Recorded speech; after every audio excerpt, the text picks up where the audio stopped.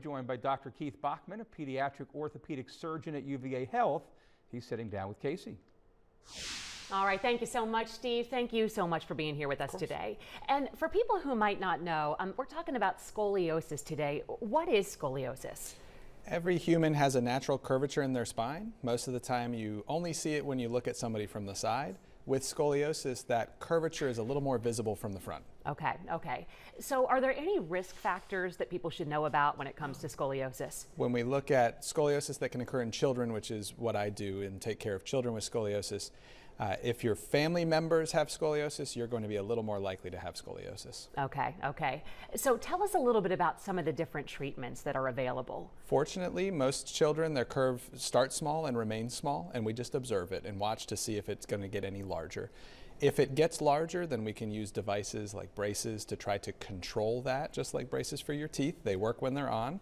And then certainly there are extreme cases that get to a point that we might need to discuss surgical interventions. Okay, but sometimes it sounds like just kind of watching it and just kind of seeing what happens is enough, right? Fortunately, most of the time watching it and seeing what happens, or wearing a brace while the child finishes growth. All right, awesome. How can UVA Orthopedics and UVA Children's really help kids who might be suffering from scoliosis? We stay on the forefront of the most modern treatments, and so when it comes to surgical options, non-surgical options, and really helping guide patients and families through what can be a scary diagnosis, but fortunately does not have to be that scary of a diagnosis, and really help to counsel them through the various treatment options and make sure we find one that's going to fit them well and get them through with this diagnosis. And is this something that's usually diagnosed maybe during a checkup when kids are young, or how does that usually happen? Right, so when I was growing up, probably when you were growing up, we were checked in school. Often that does not happen anymore, and certainly not in Virginia, and so most of the time now it's checked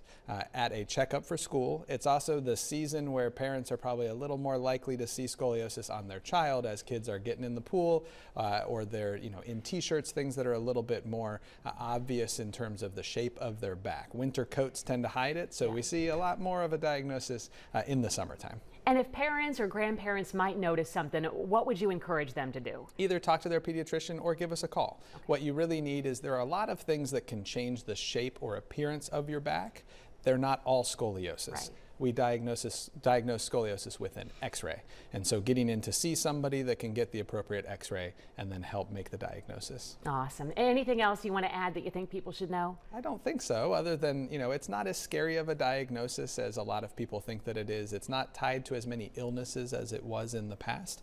And so just making sure that you, work with somebody who can help you navigate through this and not, fall into some of the traps. Yeah, and that's why we're so fortunate. We always say to have UVA right here. So yes. A great team there to help if we need it. We are here for the ones who need us. Yeah, well, awesome. Thank you so much for being here with us. Thank you. Yeah, we'll have you back soon.